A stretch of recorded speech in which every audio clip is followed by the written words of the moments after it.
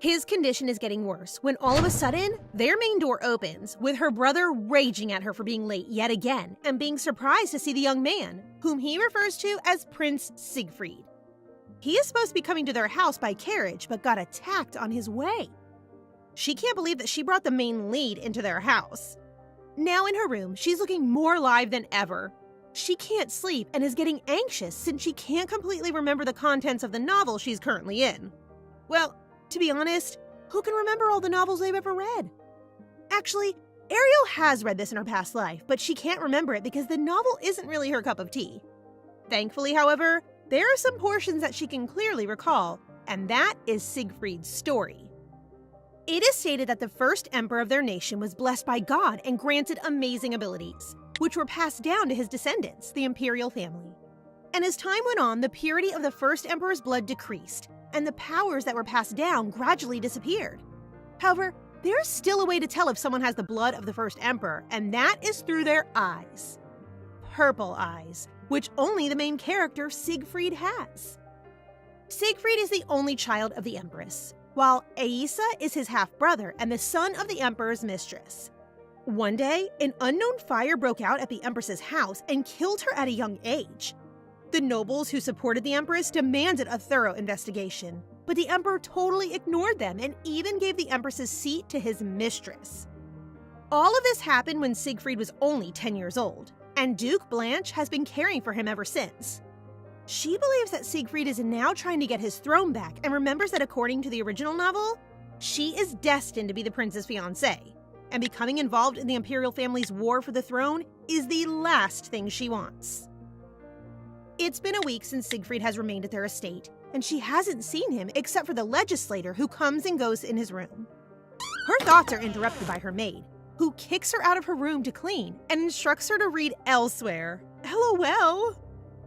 As she steps outside, she recalls an open area behind their mansion that would be ideal for her to read and relax, until she notices Siegfried practicing with a swollen wrist. She tries to leave, but not fast enough for the prince not to notice, so she has no choice but to greet him smilingly. All she gets in response is a blank gaze, so she smiles awkwardly and asks him if he's all right. But as expected, Siegfried coldly tells her that he's fine. Ariel still tries to be kind by offering him her handkerchief, but again, he refuses. She worries about his wrist, but remembers he is said to be a genius and will be a war hero in the future, so she just watches him practicing his sword. But as she observes him, she realizes that his actual performance falls short of her expectations of a genius swordsman. And without realizing, she blurts out nonsense, catching the prince's attention. It makes her panic and immediately apologizes while the prince accepts. And when his wrist begins to hurt again, she advises him to get it checked before it becomes a problem. And all she gets is him being rude again. She doesn't understand why he's so cold to her when it's only their second meeting today. And to her confusion, Siegfried simply dislikes her. There should be a reason why he hates her, right? Siegfried, who is innocently honest, tells her that when they initially met in the alley, he couldn't see her face properly. So when they returned to the mansion and the lights began to shine on her face, his stomach felt stuffy and gloomy for the first time, which he hates. In other words, he got butterflies in his stomach. While our girl here believes it is because he was in bad condition at the time. These two are so clueless. Afterwards, Ariel asks him straight out if he's still upset whenever he looks at her now. It looks like he doesn't hate her anymore and even apologizes for bumping into her that night. They got close enough that Ariel may now question why he wasn't doing well back then, and he discloses that Aisa tried to poison him to death. He feels better now, but not completely, given that he can't even swing his sword properly. So Ariel suggests wrapping his wrist, which he declines. But this time, she ignores him and grabs his arm, successfully wrapping the handkerchief around his wrist.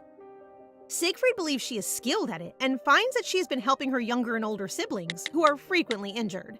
So this is nothing new to her. As she is about to leave first, he unexpectedly grabs Ariel, causing her to utter a bad word, which the prince does not understand and tries to repeat. She covers his mouth while explaining the word and changes the subject to if he finds her pretty, making him flutter and ordering her to leave quickly. That night, she dresses casually and prepares to sneak out again. She then goes to a pub to have a drink and realizes she forgot to bring her wallet. Just then, a pretty young man with white hair appears and offers to buy her a drink, but only if she agrees to be his chatting buddy for the evening. The young man's name is Kitsune-Chan, and when he asks for Ariel's name, she accidentally exposes her real name but quickly changes it to Ella, which he simply combines and calls her Ariella. She recognizes him as not from the area because of his accent, when Killian discovers, well, actually her disguise while in town, that she is a maid of the Count, and he even mentions how the lady of the house is rumored to be really beautiful, as pretty as her. She is becoming wary of Killian, but she sarcastically asks him if he already has fallen for her looks. He continues and inquires about the guest who is currently staying at the Count's estate. Many people have expressed interest in her since she refers to herself as the estate's maid, but never to this extent. He then casually asks her whether she has a hidden tunnel she uses to get in and out of the estate because the security is so tight, leading her to believe that the guy is up to something. After their drinking session, he offers to escort her home, which she declines. Thankfully, he does not use any aggression and leaves her be. And just as they are about to part ways, Killian drops a scroll, which Ariel picks up, scans, and realizes something bad could happen if she flinches. So she ties it back, gives it to him, and runs away. She looks much more sober, wondering why Killian has a portrait of Siegfried. When she gets home, she quickly knocks on Siegfried's door and recalls that, according to her brother, Siegfried has lost all of his money and has borrowed some from someone before coming to their house. She has finally put two and two together and realized that Killian could be the loan shark from whom he borrowed money. Siegfried can't believe Arian wakes him up at 2 a.m. and tries to close his door, nearly hurting her. She quickly explains the situation regarding the man at the bar, but this only shows him that she's drunk, and he locks the door in her face. Well, her warning did not reach Siegfried successfully, so she goes back to her room. Now that she's sober, she realizes Killian did not even drink one glass when they were in the pub. She's thinking about this when she hears a strange sound, and Killian jumps into her window, puts his hand over her small face, shushing her. He seems harmless, so Ariel is not cautious of him. Both of them are surprised to find themselves in the same place when suddenly, guards start searching for an assassin. But by the time she realizes it's him, he's already leaped and escaped. She tells the knights where he goes and notices he's hurt because of the blood marks he left in her window. The next morning, she quickly looks for her brother to ask what happened last night and overhears Siegfried and her brother already discussing it. Since Siegfried is already aware of her listening in, she has no choice but to reveal the information she accidentally knows. After learning the assassin is her drinking buddy, her brother can't help but worry. She shares his name and describes what he looks like, while Siegfried apologizes for ignoring her warning. They all come to the same conclusion that Aisa is behind the plot to have him killed, while her brother offers to post extra guards to protect him. During their conversation, Ariel notices Siegfried smiling sweetly at the support he is receiving. Looks like someone is getting smitten. Her brother offers her extra guards as well, but Ariel turns them down because it will be harder for her to sneak around. But Siegfried persists, and she has little choice but to give in, at least until Killian is apprehended. And on top of that, she receives another thank you from him, which she teases him about. It's been 2 weeks since she's been staying home, and the boredom is really killing her. But that ends today, since the annual Eliprit Summer Festival has begun. It's a joyful event before the start of catching Salins, a legendary monster. Millard, her younger brother, walks into the room, and she thinks he's finally home after he gambles away all his money. We appear to have a gambling addict and a drunkard in the family. She doesn't pay any attention to him and instead looks at her maid, who is getting her disguise ready for the festival when Siegfried hears about it. She tries to invite him, but he hates noisy places while her older brother is busy. So she plans to find some handsome men on her way. Her older brother reminds her to bring bodyguards with her. Not that she has a choice. So, off she goes. When she gets in town, the guards inform her that the party will begin in around 2 hours, giving her plenty of time to wander around. So she prepares to leave while informing her guards she'll only change in the tent. After changing, she escapes discreetly while her guards are distracted and leaves a note, giving her guards a headache. While she's walking, she finds more soldiers patrolling and even hears them looking for the prince when she comes across men who seem really suspicious. From what she can tell, the sack the men are carrying contains neither powder nor anything of the sort. So she keeps following them when a hand slips out of the sack with the handkerchief she uses for the prince. There is no time to call for backups now. Plus, she must act quickly, otherwise she will miss them.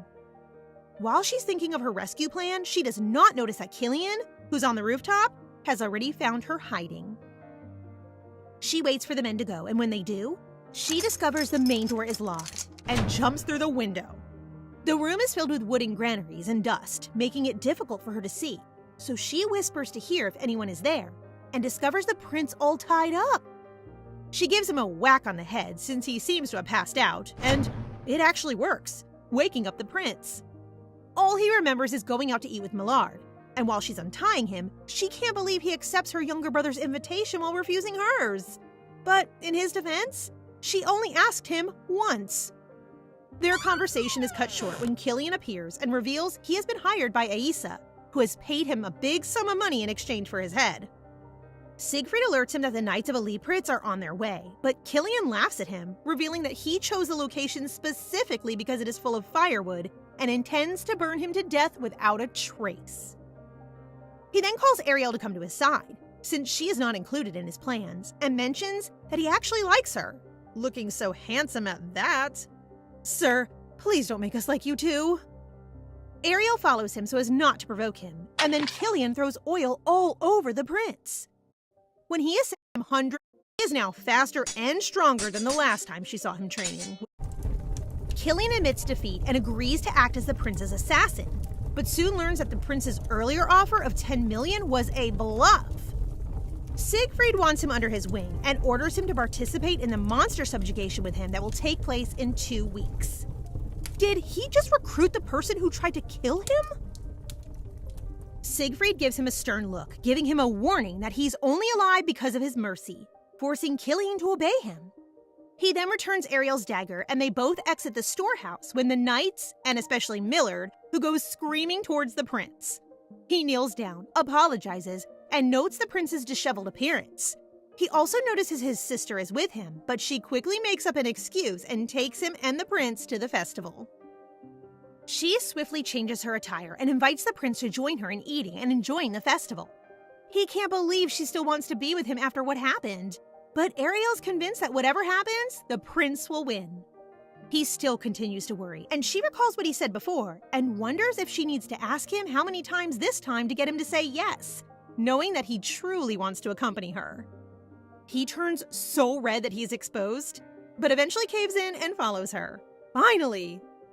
They dine and discover exquisite stalls, but the place is becoming too crowded, and she notices Siegfried gradually falling behind and offers to hold hands with him. Our shy prince refuses and holds her sleeve instead, when Ariel grabs his hand and holds his wrist while they walk, making him really, really flush. Such a cutie. The two watch a puppet show, and she thinks he's still a kid for enjoying it. He then uses the chance to thank her for saving him today and for keeping it a secret from her family. He'll be leaving soon, so he doesn't want to worry the Elipritz family. He knows that having them on his side will only put them in danger, but Ariel doesn't think the same way. Just like the other day, he would have ended up in a much worse situation if she hadn't found him, and tells him to ask for help when he's having trouble on his own, and reminds him that she's the daughter of one of the most prominent knights in the Empire, so she's not weak. And now we know why she is strong, and she jokes that a 15-year-old prince requires adult assistance. She appears confident as she tells him he can contact her at any time and she'll come running to help him, while he struggles to hide his flustered face while trying to glance at her. The next day, Millard keeps pestering her to have dinner with Baron Helix in exchange for paying off his debts, which irritates Ariel even more.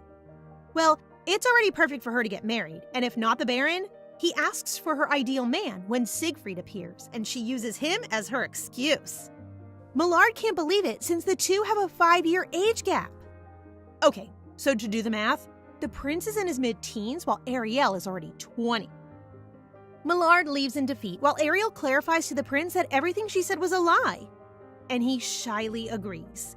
But when she looks relieved, mentioning that she doesn't really prefer younger men, he is caught off guard and exclaims that he doesn't like older women either.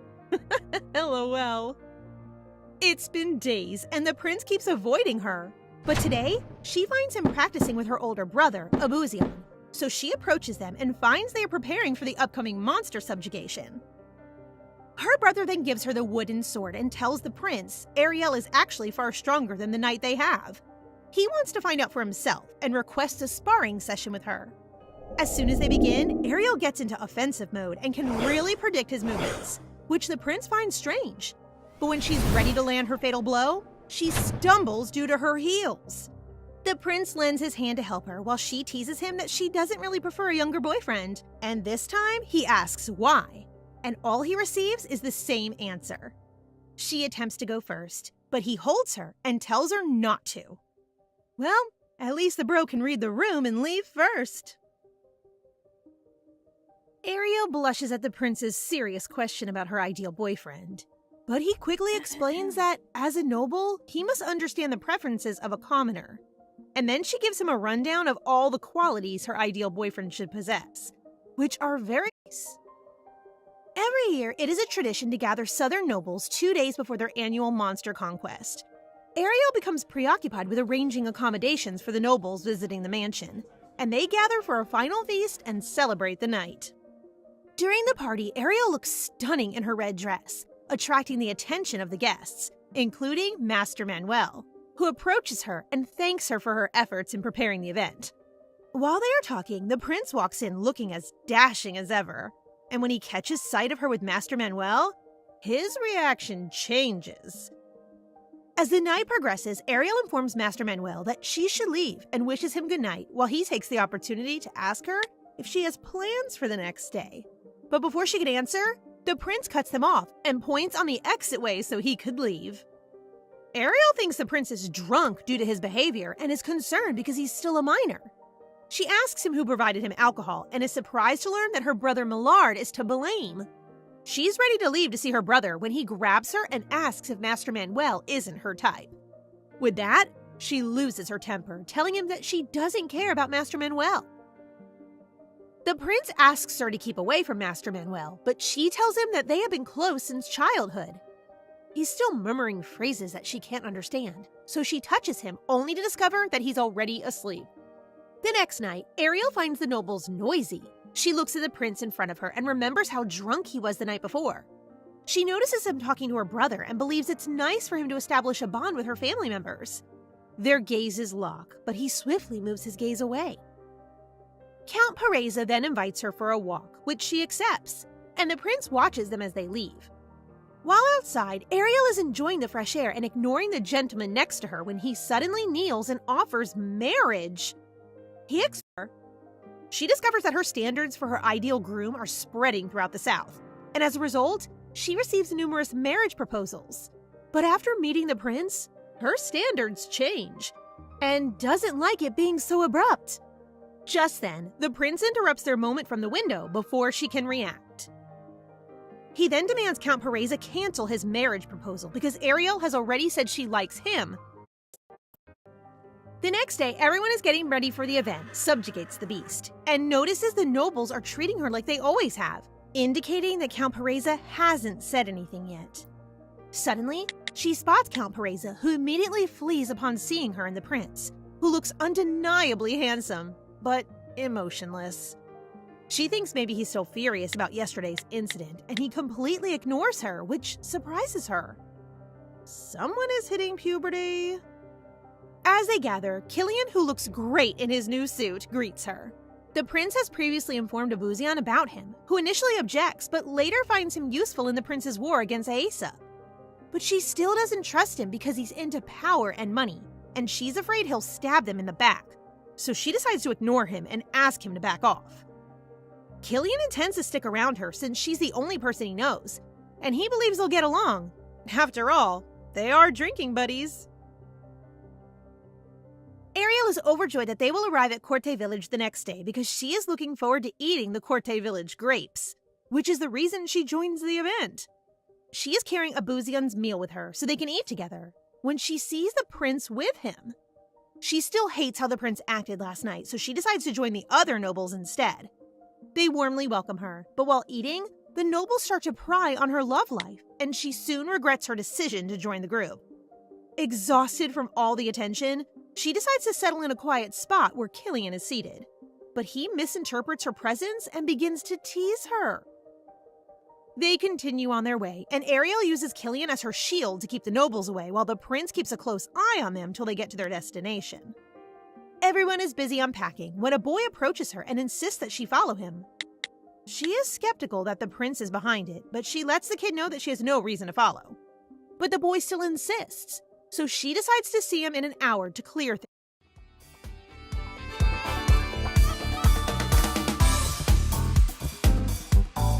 She really has no idea why he keeps acting like a brat around her, while the prince questions her for being so close with Killian. Seeing where this is going, she informs the prince that she knows it's normal for him to develop a crush on her, but that she doesn't like it. He denies it and starts to act all cute, telling her he really just wanted to help her yesterday. And our girl almost falls for it. All she wants is to meet and marry her ideal man, but Siegfried keeps shooting her suitors away. In his reasoning, he doesn't like to imagine her marrying someone else. That's when she realizes maybe the prince really likes her and asks if he's trying to propose to her. He looks really nervous and wants to confirm if she'll accept his feelings, and he receives an immediate no from Ariel. The prince is really persistent, but she still keeps pushing him away. Yes, baby boy, you're still a minor. Even though Ariel feels nothing for him, he makes sure she knows he won't give up on her until her feelings change. They're both really honest about it, which I appreciate. After hurting his feelings, it appears that the prince will not stop anytime soon, causing her some concern. Then she recalls the novel's timeline that following the prince's victory with their monster conquest, he'll soon leave for the war in the east, and then the battle for the throne will begin. Because of this, she chooses to let him be, since they really don't have much time together. The next day, she notices that the nobles are becoming anxious. This is because, while Salins rarely murder people, they can certainly injure them. Salins are magical creatures that have the face of a human and the body of a bird and have extremely sharp claws.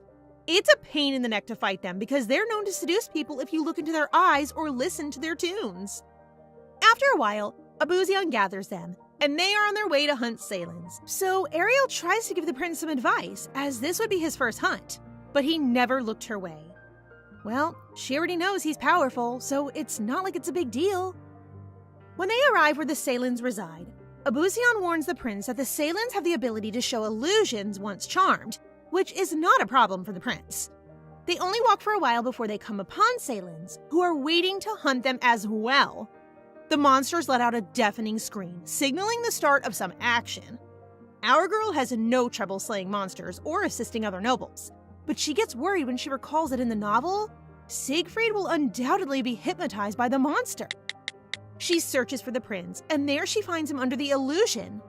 It's pointless. The prince can't hear her anymore, so she pins him to a big boulder, and this time, she gives him not a whack, but a really crispy slap. I really thought she was going to kiss him there, but that will surely work. Well, the slap did leave a bruise on his face, but he thanks Ariel for saving him when she herself becomes a victim of the illusion. She sees an adult version of the prince looking very handsome, and the tiny beauty mark makes him more attractive. Fortunately, she realizes she's in an elusive state as the prince shakes her non-stop and she becomes embarrassed, recalling how manly he is in the illusion.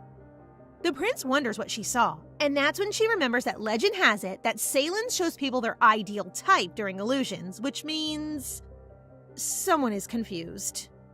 She plans to keep it a secret until she dies, whereas the prince just admits he saw her. She tries to avoid the subject and reminds him that they should go back to their positions. And so they continue slaying Salins for a while now. But Siegfried surely has the most kills. While she observes him, she begins to wonder why his adult version appears in her illusion, and tries to recall whether Ariel loved the prince in the original novel. She brushes her thoughts aside for the time being, and rushes to aid injured nobles when she hears someone screaming. She follows the familiar voice and finds Count Pereza in danger. She skillfully throws her sword at the Saline, killing it instantly and saving the Count.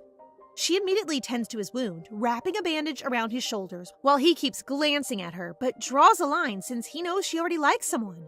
The prince. And despite her protests, Pereza is totally convinced that she has feelings for the prince. She then hears the prince crying out in pain as she argues with the count, but she knows he's simply imitating Pereza. And he swiftly carries her and kills the monster with a single slash before she uses a handkerchief and treats his cheek when a assailant sneaks up behind them to attack. He swiftly carries her and kills the monster with a single slash before letting go of Ariel as he realizes their position. She admits he looks cool, but then catches him looking gloomy as he looks at the now dirty handkerchief they used. So she begins to tease him that regrettably, that is the end of his reward. Since he doesn't respond, she gives into her feelings of pity and agrees to do whatever he wants as a reward, thus restoring his joy. He points to the left side of his face and surprisingly, okay, I'll wait until you're of legal age so I can ship you two. He seems content while she chooses to see him as a puppy rather than a man in order to put her mind at ease. After all, their time together is limited. The first day of subjugation succeeds, and most of the nobles express gratitude to the prince for saving their lives. And Ariel knows these nobles will fight beside him against Aisa later in the novel. While they are having a feast, Ariel excuses herself first to sleep, but her puppy is stopping her when Pereza steps in and says that Ariel has overworked her body today, so she should really rest. Well, Pereza is right, so the prince lets go of her hand and glares angrily at the count. She comes out of her room in the middle of the night to see the prince bickering with Pereza.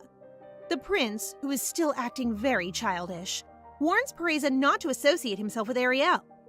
While the count claims he was only trying to help Ariel earlier, since the prince keeps holding on to her without first looking at her condition. I'm siding with Pereza here. Before the prince can say anything else, Ariel, who has been listening, quickly covers his mouth while Pereza apologizes and leaves, which leads to another misunderstanding. She voices her displeasure at the prince's behavior, while he argues that the count is incorrect and that he has been looking at her all the time. Ariel freezes. She'd be pleased if someone her age told her this now, but hearing it from the prince is agonizing. Same girl, same. Their conversation ends when the prince wonders why she's already up. Well, she's actually hungry, so she invites him out of courtesy, which he accepts. While they eat, she remembers his first impression of her and asks whether his stomach still aches or feels nauseated when he's with her. Our boy is known for his honesty, so he confesses that the reason his stomach hurts at the time is because he likes her, but she just laughs it off. She continues to dismiss his feelings by telling him his explanation is uninteresting, making him upset and leave. After that night, they fought Salines for 3 days, and Siegfried has been avoiding her ever since. And on the 4th day, they announced the success and end of the subjugation, thanks to the help of the prince. Everyone begins to celebrate and gather around the prince, while Killian approaches our girl and requests a dance, which she flatly declines. Killian is so excellent at making Ariel feel awful that she gives in and agrees to dance with him for once. But just as she's ready to take his hand, a blade flies right next to him. You guessed it, our puppy who has been avoiding her has not become any less possessive. Killian realizes it's not a good idea to upset him, so he vanishes, leaving the two behind. No one said anything, so Ariel starts the talk by telling him he's being rude to Killian.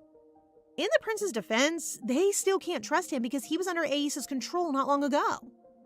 She then opens up about how he's been avoiding her and how they have little time left together to continue fighting, which confuses the prince.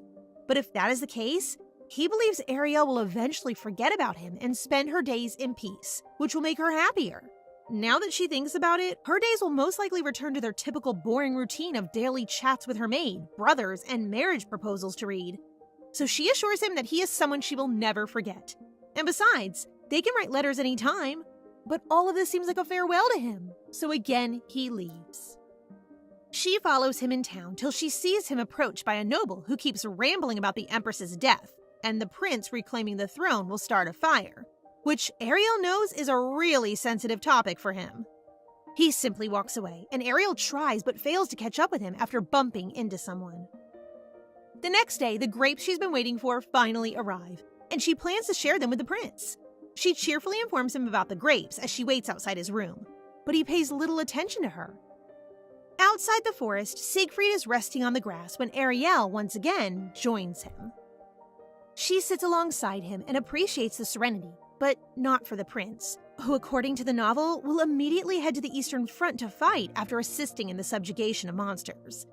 She unconsciously cheers him up for the next war, which puzzles the prince once again. Fortunately, she is able to swiftly come up with an excuse, claiming that since the East is currently struggling with invaders, she believes he will head there. Even so, the prince still worries since there's no guarantee he'll come back alive. Plus, Aisa will be using this perfect time to get rid of him, and he feels frustrated with the nobles who are passing all responsibilities to him. They remain silent for a time, but she encourages him not to get distracted by his fears and to focus on what is in front of him. She then becomes enraged as she thinks of all the nobles who are simply watching from the sidelines rather than supporting a 15-year-old prince, and she advises him not to listen to them. However, he can't help but fear since he has nothing left. His mother died, and he has no place in the palace, making her really worried.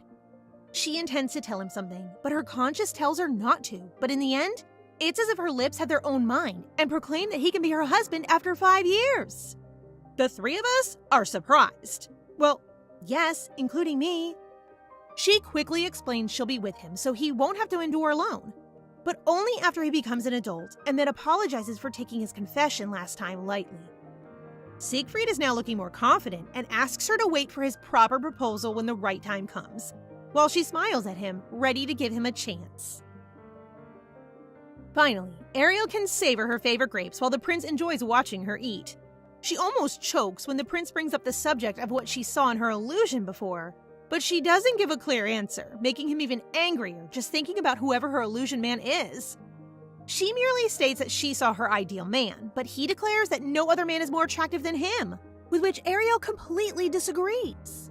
Since she saw his adult Whoops, she almost said it, but it looks like the prince has already caught on.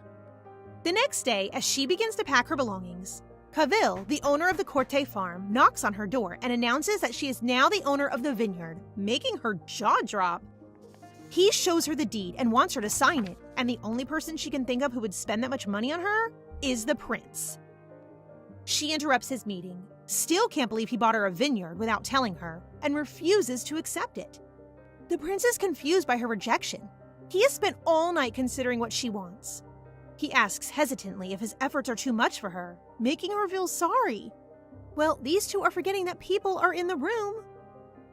Since everyone in the room persuades her to accept the prince's present, she ends up signing the document that makes her the owner of the Corte vineyard. After that, she notices a shift in how the nobles treat her, and according to one noble, they can see how well the prince and her get along during the event. As they make their way out of the forest, Ariel senses something unsettling and begins to pay closer attention to their surroundings, while the prince only focuses his attention on her. Soon after, Ariel's intuition is confirmed when arrows begin to fly, primarily directed at the prince. A trap has been set for them, and everyone gathers to protect the prince, including Ariel, while the prince is having a hard time calming his horse. Ariel deflects every arrow aimed at him, and it turns out our girl isn't only a swords expert, but she's an archer as well. However, they are outnumbered, and she realizes escaping is their best option when she spots an assassin lurking behind the prince and shoots an arrow in his direction. There isn't time to warn the prince, so she catches the approaching arrow with her bare hand, saving him, but wounding her palm in the process. That is some quick reflex from our girl. Surprised by the attack, the prince's horse bolts and rushes away. So Abuzian orders Ariel to follow the prince while they take care of the assassin.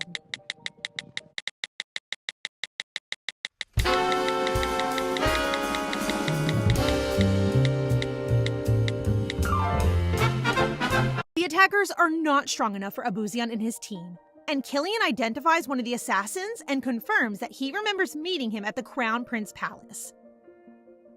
They all believe that it is the work of the Crown Prince, who is after His Majesty Siegfried. Meanwhile, Ariel continues to search for the prince, and he emerges from the bushes where he falls from his horse. The prince is fine and is used to the Crown Prince's attacks, but he's been taken off guard today because he's been more laid back than usual. Well, It's more like your focus is always on Ariel. Moreover, it's the first time he's ever seen somebody catch an arrow, and he expresses concern for her hand. As the prince checks her hand, Abuzian arrives and feels relieved that both of them are safe, despite Millard's arm damage and the knights who were injured. They then decide to camp for the night in order to attend to all of the injured members. Ariel can't sleep inside her tent, so she goes outside and finds the prince sitting in front of the fire, looking troubled. Anxious by his looks, she asks him if he's really okay. It appears the prince is concerned that if the crown prince keeps on trying to kill him, the people around him will get involved and hurt, yet he cannot afford to be depressed every time this happens.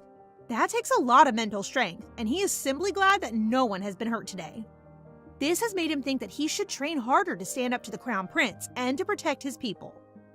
Hearing his thoughts makes Ariel realize that the prince is very mature for his age, and she's glad that's how he views his situation. They arrived in the nearby countryside with the intention of resting for a day, but because some knights were seriously injured, they decided to stay for a few more days to heal. The area is full of tourist attractions, so the prince asks Ariel to take a walk by the sea with him and hopes to see a doll play with her. She is so enamored with the sea that the prince notices her reaction and smiles when he sees how happy she is. He expresses that he wants to give her everything she desires to prove how much she means to him, but she explains that she doesn't need extravagant gifts. As long as it comes from the heart, she will accept it. He begins to elaborate more, but she cuts him off, stating that the doll play will be starting. They watch the play together, but he leaves in the middle of it, saying he needs to do something and will return soon. When the show ends without him, Ariel feels even more upset, but she calms herself by considering all the reasons for his absence, including the worst-case scenario that he was attacked again. He returns safely, but she demands an explanation while he leads her the way, saying he wants to show her something. They settle beside the street, and the prince hands her a box. He wants to give her the sea, but now that he understands she will not take it, he has carefully chosen a jewel to express his love. Siegfried would normally buy all of the gemstones for her, but she notices the necklace contains a red stone that matches her eye color, and appreciates how much he wants her acceptance. She accepts his gift and promises to care for it. When they get back to the inn, one of the knights hurries over to tell them that the vineyard burned down and no one survived. When they finally get to the Elipritz mansion, they talk about the fire and learn that it was a warning from the crown prince to Ariel's family for helping Siegfried. Ariel wishes to organize a funeral for the farm's family members, but they learn that all that is left of them are their ashes. The prince appears composed as he admits that it was his fault, accepts that what has happened cannot be undone, and resolves to protect the lives of those who are still living. At that moment, Ariel realizes the kid in front of her is going to be the future emperor. He is resilient and never panics when difficulties arise. Abuzian tells them that the crown prince has raised the amount they have to pay for their land. This puts pressure on the Elipritz family, which has always been neutral. The prince understands the situation and decides to leave for the Eastern Front to build up his strength, create power, and protect those around him and her. While writing a letter to the emperor, he notices her sad face and assures her that his departure has always been the plan, so she doesn't have to worry. Ariel has trouble sleeping that night, so she goes for a walk and unexpectedly encounters her sneaking brother Millard returning home and confronts him about his gambling habit. She spots something he's holding and tells her that a man gave it to him and he has no idea what's inside it. She warns him not to take anything he doesn't know, and they both open it to see what's inside, but find it not special. He explains that the man introduces himself as a servant in the Imperial Palace, and he never thought that he would give him something strange. She has her doubts, but she lets him go before their older brother sees him. Ariel is ready to return to her room when she notices the prince standing in front of her door. She invites him in, but he hesitates since he believes it is inappropriate to enter her room late at night. He actually saw her strolling outdoors and believes that something is bothering her, so he wants to check on her. Our brave little prince goes inside her room and teases her that he already knows who she saw during the illusion, and that is the grown-up Siegfried. Busted! Even so, they must wait another 5 years before they can move on with their relationship. That's when she recalls that in the novel, Siegfried will fall in love with the main girl, and she starts to worry about all the waiting.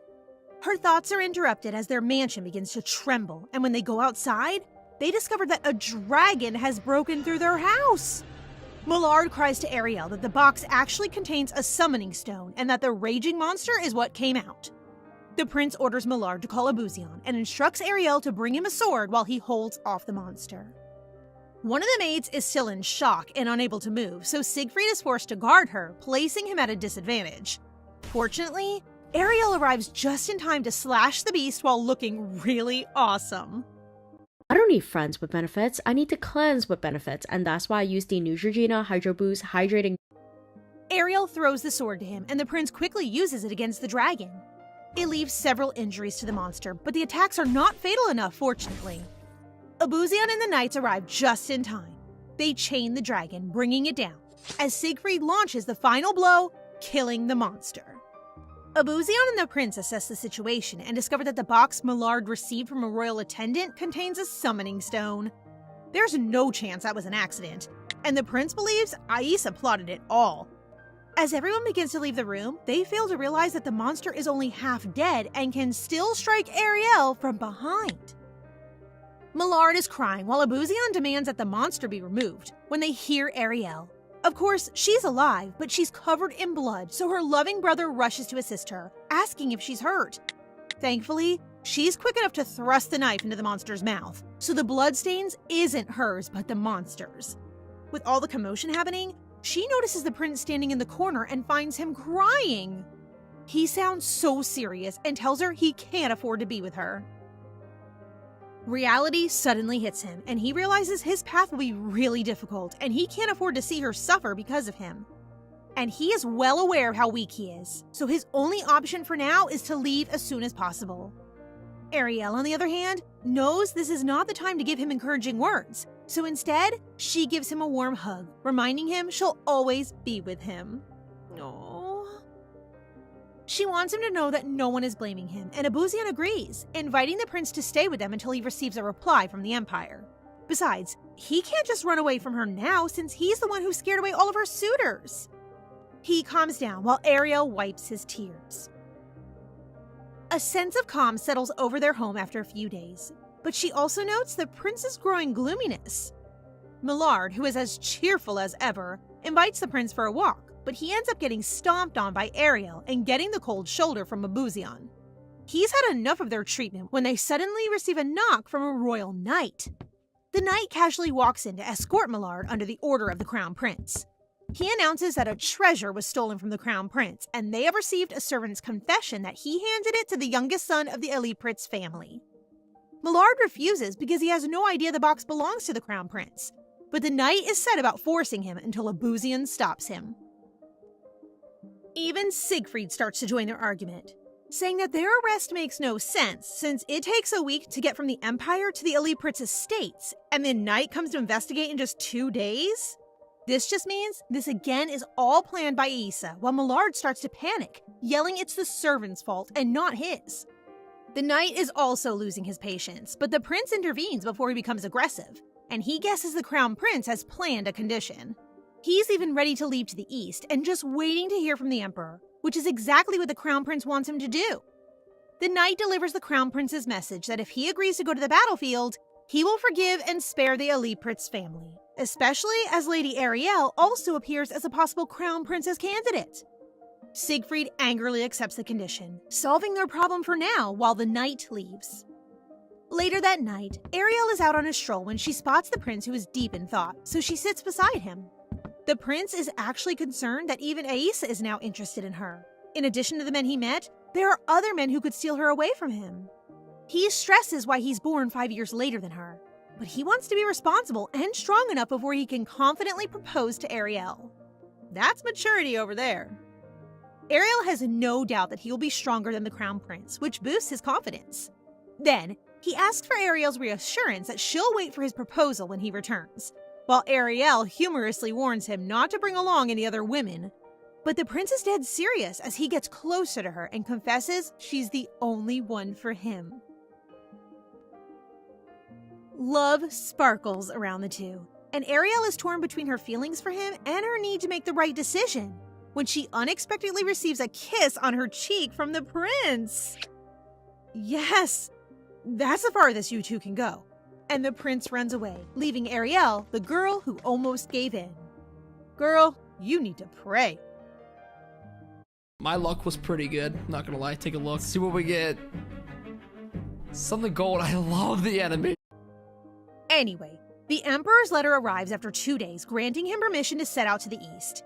The awaited day comes, and the four of them are having tea when Vanessa arrives to escort him on his journey. They exchange greetings, but Vanessa seems to not like the rumors he has with Lady Ariel. Ariel tries to calm down, but she already knows there's no guarantee that the nobles around them will accept whatever they have. To her surprise, the prince proudly confirms that Ariel is indeed his lover, well in the future.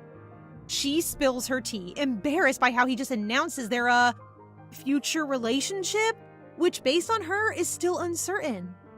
She never wanted to be linked to the royal family, so she put a line between them, but in the end, she fell for the second prince. Ariel feels defeated and shyly instructs him to write letters and take responsibility for blocking her marriage path since she'll wait for him, which the prince accepts. And so she waves him goodbye while feeling anxious and excited for the future. As time passed, her longing for the prince unexpectedly grew, and so she focuses her time on renewing the vineyards and occasionally making fun of her brother.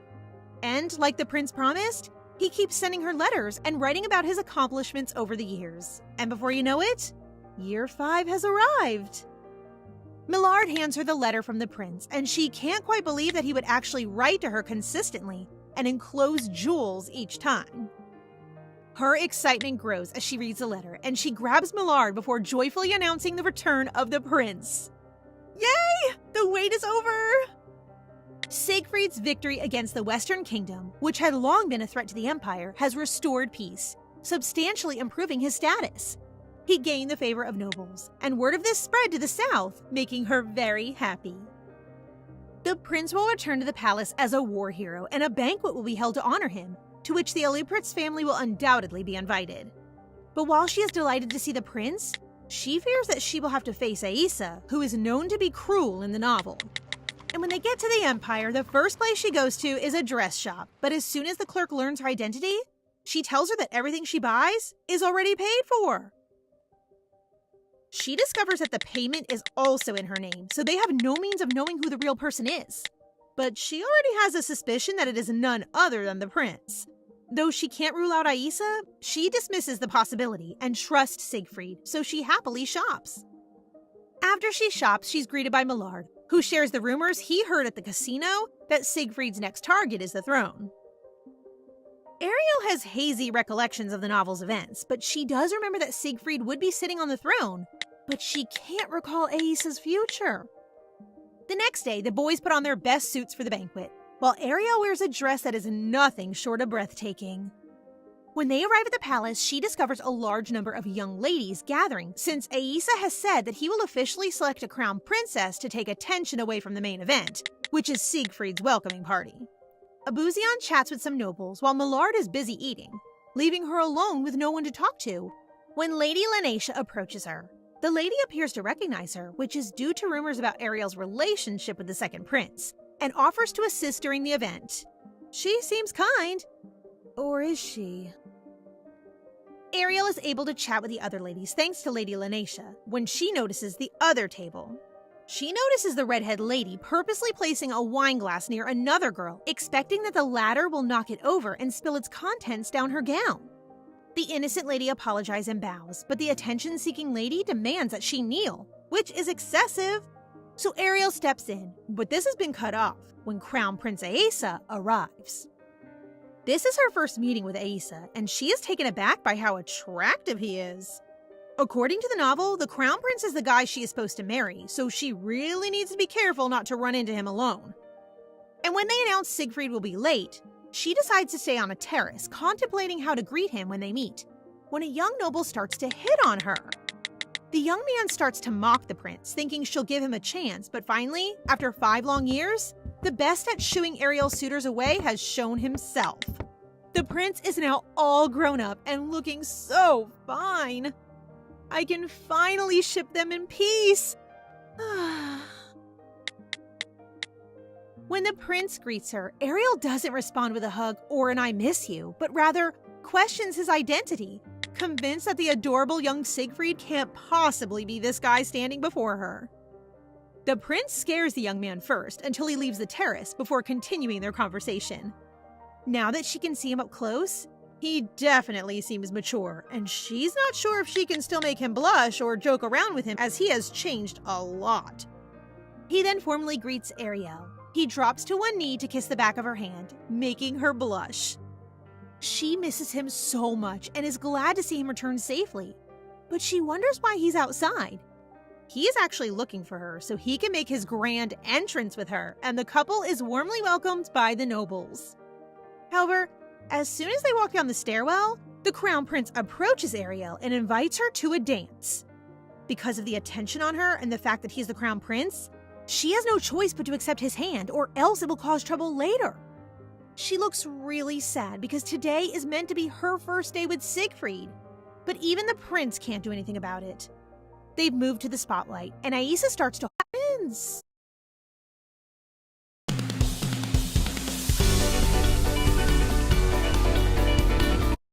The crown prince and all dancing, Ariel knows waiting for, and the two of them look really lovely together. While dancing, Ariel notices that being closer to him now seems different than it did before, and when she sees his disturbed expression, she asks him if it's because she danced with the crown prince. He's still as honest as ever and tells her that it makes him incredibly jealous and suggests that she should not hang around his brother. First of all, she doesn't have any intentions of dancing with Aisa, but simply cannot refuse him. And Siegfried shows the same jealous face as when he was young and assures her that it will not happen again. He smiles warmly when Ariel starts to worry if he intends to harm the crown prince.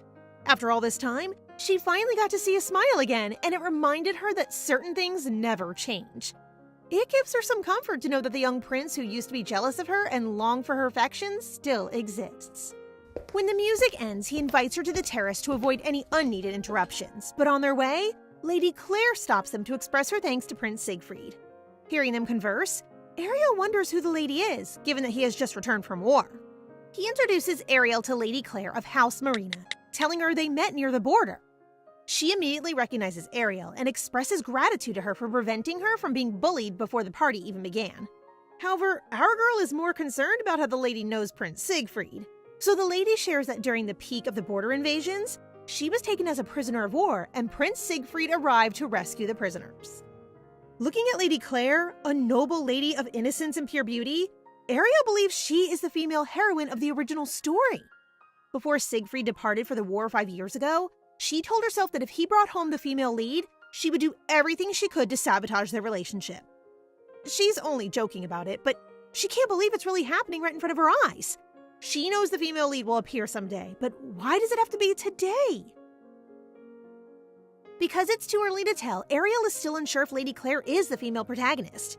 Confused, she decides to take some time by herself to collect her thoughts.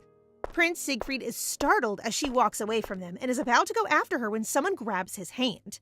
The one who stops him is his uncle, Duke Blanche, who has been aiding him since he was a child, so he can't truly disrespect him, but his thoughts, though, are on Ariel. That night, Ariel still keeps on thinking about Lady Claire. Her appearance is making things complicated for her, and on top of that, she looks deeply in love with Siegfried. She becomes enraged, wondering what Siegfried did to make Lady Claire fall in love with him. But then she recognizes that her own behavior is strange, as she previously pushed him away and now wonders whether she actually fell for him just because he's now dashing and manly. As she slaps herself to pull herself together, she hears a knock on her door. It's her eldest brother, Abuzian, just checking on her after she went home early and sharing that Prince Siegfried was looking for her. She seems gloomily convinced that Lady Claire is right next to him, keeping him company. And since he's been invited, he asks Ariel to join him for the tea party, hosted by Countess Ilia, and then he leaves. Ariel can't sleep that night as she keeps remembering Siegfried's flustered face when he looked at Lady Claire earlier and believes he's a jerk. The fact that he brings a girl after promising she's the only one makes her angry, especially after he calls her suitors leeches and tries to get rid of them all. Our girl is really overthinking the situation and plans to make him pay if he chooses Lady Claire over her. This is the first time we've seen our girl jealous. She feels exhausted the next day at the tea party, and even though she tries to conceal her dark circles with makeup, she still appears tired. When someone asks her to take a seat in front of her, She simply responds without looking at the person. But to her surprise, the voice sounds familiar, and it's a Lady Claire smiling at her and saying she's glad to see her again. They feel awkward for a minute, but Lady Claire speaks to her first, informing her that she came to the tea party to meet her. Ariel laughs nervously, believing that the lady, whom she thinks is the female lead, will tell her to leave Siegfried. Lady Claire believes she has caused some misunderstanding after Ariel ran away last night, but Ariel quickly denies it. The lady continues to explain that she merely wants to repay the prince since he saved her life. But while she's speaking, Ariel notices her blushing cheeks and thinks she's really in love. Ariel stays calm and inquires as how she intends to repay Siegfried, and Lady Claire is hoping to discuss it with her since she is the prince's lover. The lady looks sad when she asks if Ariel ever plans to marry Prince Siegfried someday, and if she does, she plans to enter the palace as a maid so she can repay the prince for saving her life, and so she can see him frequently. They are still talking when Ariel notices a sudden commotion, and a not-so-happy prince approaches her from behind. Ariel is surprised to find Siegfried at the tea party and asks him what brings him there. But instead of answering, he asks her if she has anything to say to him and why she left the party without telling him. Just when she's about to respond, Lady Claire interrupts them to greet the prince. He smiles weirdly and greets her back, while Ariel observes the lady's gloomy face and decides to leave to give them some privacy, which confuses Siegfried again. Siegfried pursues Ariel, wondering why she keeps ignoring him while she pretends she has no idea what he means. He knows she is definitely avoiding him and is desperate to know why. At that point, she is unsure what to say. She is convinced that Claire is the female lead, so it's only appropriate for her to give him some space. But for some reason, she doesn't want to. And if she says anything now, it will be evident that she is jealous. She did not answer him and plans to go to a woman's area only so he won't follow her. Our guy is starting to get worried, and so he asks her if it's because of Lady Claire. She pauses for a moment and finally reveals that she is exactly the reason. But he assures her that there's nothing between them. Ariel shares that Lady Claire seems very eager to even enter his palace as a maid just to see him. No worries, problem solved. Siegfried has already shut out Lady Claire from his palace, which makes Ariel panic even more since Lady Claire could be his real partner in this novel. She sighs and urges him to talk about it later. When she turns around, he blocks the path and demands they resolve whatever's bothering her. It's been a while since they've seen each other, so he doesn't want to waste any more time, just because she misunderstands his intentions, and asks her to stop getting the wrong idea. His words are making her blush, and Siegfried uses his chance to give her a hug, which is exactly what he wanted to do the moment he saw her. She holds him back and finally stops thinking and starts to feel giddy. Since Siegfried has returned, she has realized that their time together is always interrupted by others. He stares at her and begins kissing her forehead and kissing her non-stop. He misses her so much that he wants her even more. But this cute moment gets interrupted again when they catch Lady Claire staring. Ariel is so embarrassed that she pushes him away, while the lady, who appears to be hurt, apologizes for disturbing them before running away. Ariel considers explaining to her, so she tries to catch up to her, leaving Siegfried behind. Thankfully, the lady stops, and just as Ariel is ready to clarify things, she realizes there's nothing to explain since Claire already knows that Siegfried and her are lovers. This is only her conscience telling her she's stealing the female lead's role from the original. However, she knows the story has already veered off course since she met Siegfried. She has decided that she will not let anyone destroy her relationship with the prince. She looks determined now to confront the lady when Claire, who sounds serious and sad, reveals that she's not in love with the prince, but with her. Plot twist, everyone! This is not anything that our girl expects to hear from the lady at all. Ariel is unsure if she's hearing her correctly, which is causing her much confusion right now. And Lady Claire can sense this. So the lady bravely confesses that it all started during the ball, when Ariel stepped in to save her from publicly embarrassing herself in front of the nobles who had set her up. At that very moment, Claire's heart began to flutter for Ariel. But after learning that she is with the second prince, she dared not confess her feelings to her. Oh, we could spin this into a completely new story! Anyway, Ariel remains baffled, but is slowly starting to make sense of Claire's confession. It would appear that her behavior towards Siegfried all this time was simply her expressing gratitude, and that she is the one the lady fell in love with at first sight. Yet, she still needs reassurance from Claire that she doesn't feel anything for the prince. And she gets it when Claire switches her expressions and explains that the prince is not her type, and that the time he saved her is not so heart-fluttering. Given his stern attitude toward others, Ariel can only imagine how awful the prince must be while assisting the lady. Then, an enraged Siegfried appears because now he has to shoo away not only men but women as well.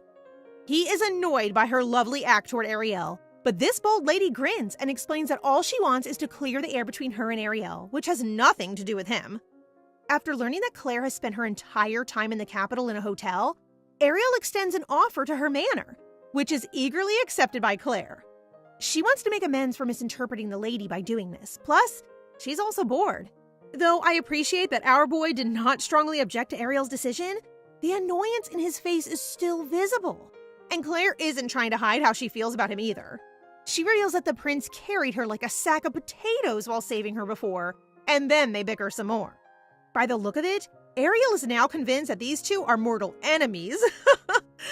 Now that she knows Claire is not the protagonist, she wonders whether the true one will surface, or if there's absolutely no female lead in the story.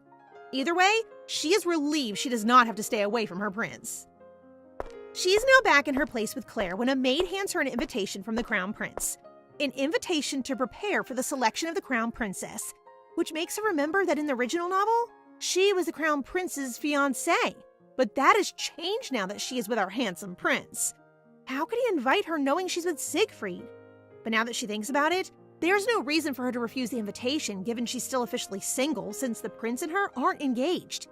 After deciding to go, the maid gives her another gift, but this time it is from Prince Siegfried. It's a stunning ruby brooch with a tiny note expressing his delight at seeing her again, making her blush. She plans to wear it during the crown princess selection to show the crown prince that she's already taken. When Ariel and Claire finally make it to the palace, they are taken aback by the stunning appearance of all the ladies. Clearly, these women have their sights set on the crown princess position. One lady approaches her, curious as to why she's there, and in response, she explains that she's not taking part in the selection, but is required to come since she's been invited. She then greets Lady Lanesha, and just like the other lady, she asks Ariel the same question. She looks somehow relaxed around the lady and tells her she just got invited out of courtesy and will just go home in a while.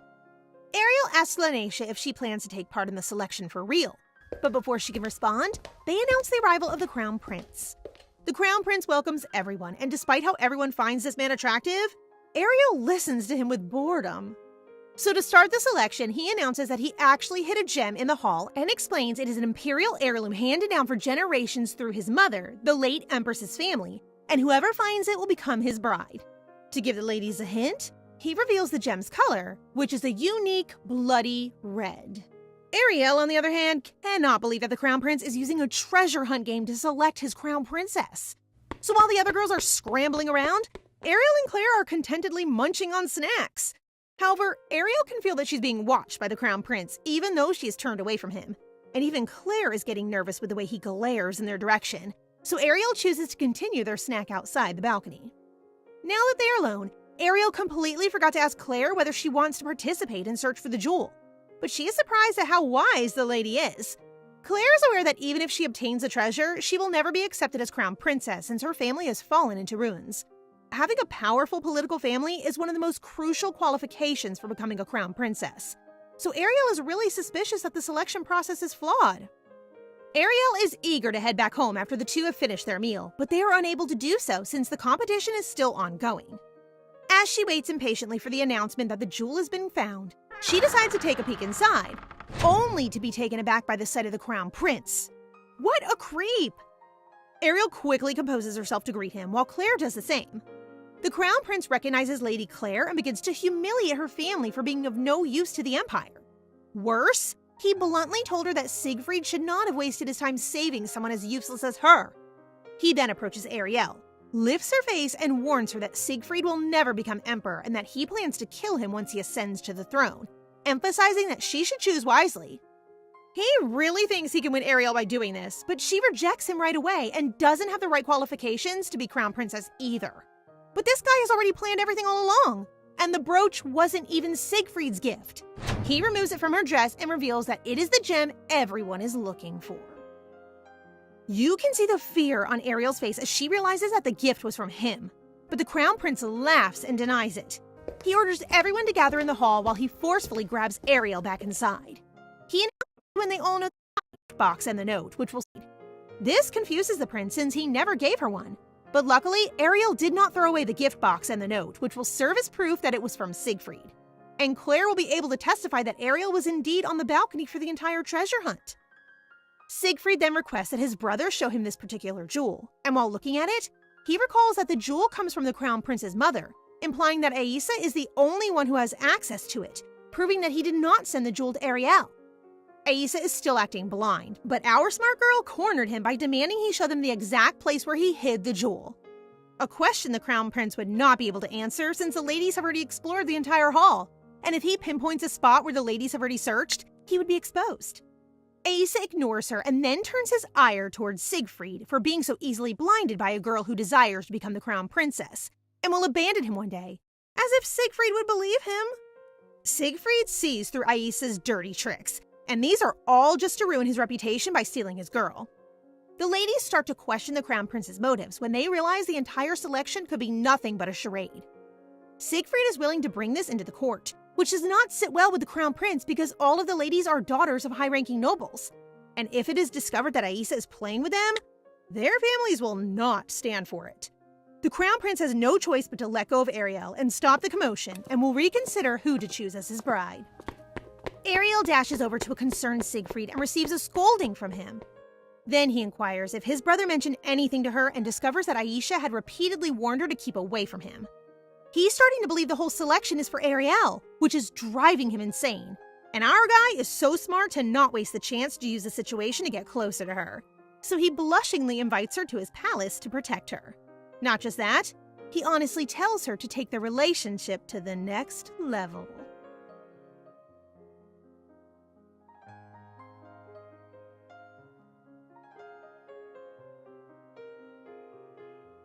Ariel is taken aback by Siegfried's boldness in inviting her to his palace.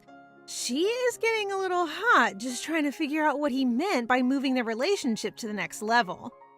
While she's doing some deep pondering and trying to take it all in, she almost hits the wall behind her, and Siegfried reaches out and pulls her closer to him in an effort to charm our girl. Well, it can't be helped. She's really falling for Siegfried, and it's surely the safest place from Aisa. The prince is even willing to take her now, not giving a care with so many nobles watching them being all lovey-dovey, so she has no choice but to accept. However, one thing that isn't in Siegfried's plan is for Ariel to bring Claire to his palace with her. LOL, this is going to be chaotic. They've arrived at his palace, and Ariel is curious about where they'll be going. To her surprise, he takes her to her very own lavish suite. Everything in the room is glistening, and Siegfried tells her with great pride that he has done everything especially for her.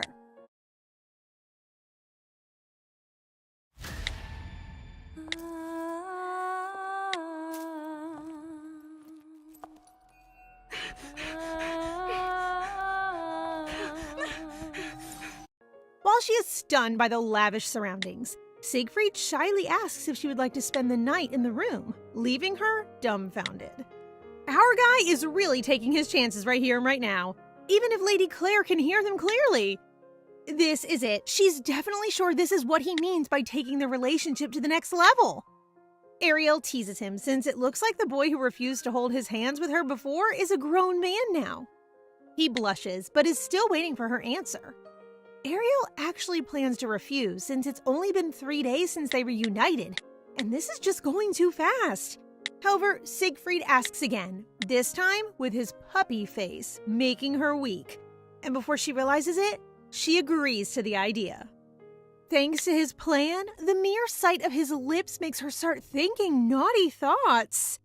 Lady Claire interrupts him and believes she'll be staying in the palace as well since Ariel is staying, which Siegfried immediately refuses. Siegfried claims he doesn't have a spare room for her, so the lady decides to sleep with Ariel, which solves their problem. It appears like Claire has no intention of leaving Ariel's side, so Ariel relaxes, knowing that it might be impossible for her and Siegfried to spend any time alone. Afterwards, she plans to inform Abuzian that she'll be staying at the prince's palace, though she won't have to because Siegfried has already invited Abuzian to his place for a meeting. Now that is settled, she anticipates a restful stay at this point, but Siegfried keeps trying to seduce her. There's a time when he pretends to be helping her put on a necklace as an excuse to touch her.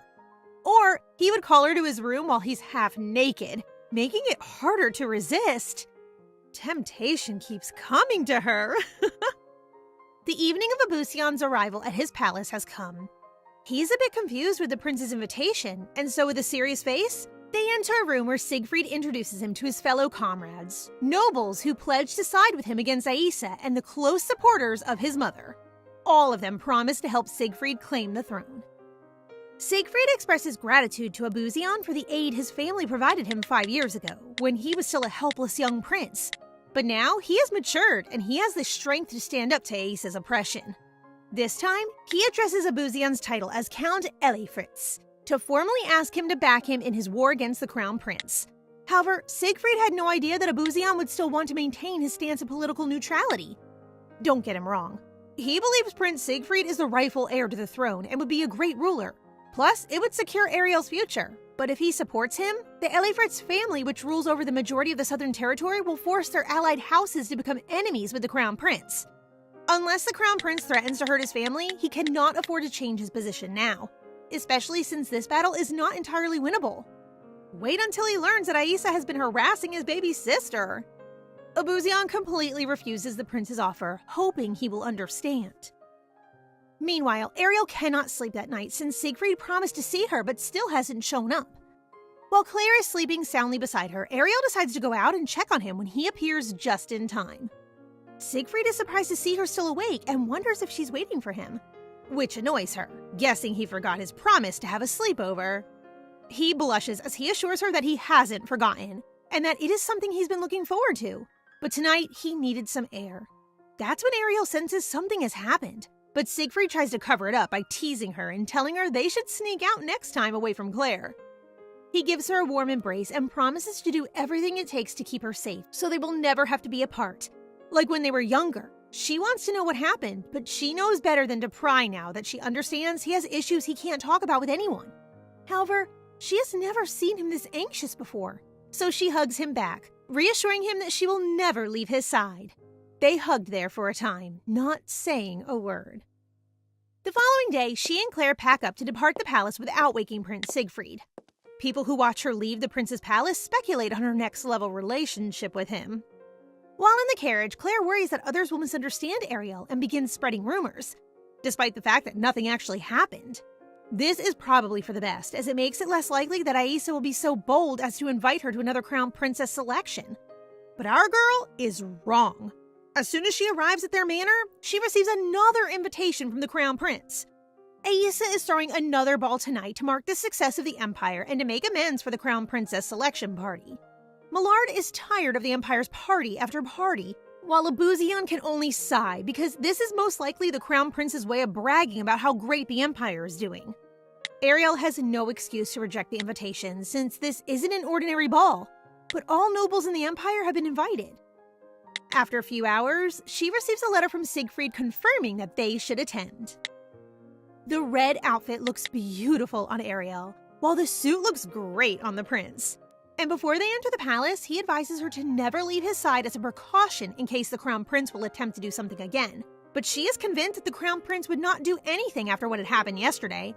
And many nobles who saw her leaving Siegfried's palace that morning have circulated stories about them. If he continues to approach her when everyone knows what's going on, it will only ruin his image. He warns her that the Crown Prince is a person who will not hesitate to approach her, since Aisa is surely furious about how close he is to the house of Elifritz, even though they have yet to get engaged. Ariel assures him that no matter what the Crown Prince does, it will not affect their relationship, to which he agrees, and they both decide to enjoy the party that night. At the party, the Crown Prince calls Siegfried, which irritates Ariel since she's hoping they won't run into him. He is also the first person to greet them. What a way to ruin the evening! He's taunting Siegfried for being so terrifying yesterday, and now appears to be having a good time with the ball he prepared. The Crown Prince pretends as if he misses his little brother so much for being away on the battlefield for so long, and offers him a toast. But before they can do so, Siegfried taunts him back while everyone is listening. He goes on to add that he had no idea the Crown Prince even liked him, much less missed him, given how hard the Crown Prince had worked to get rid of him. The Crown Prince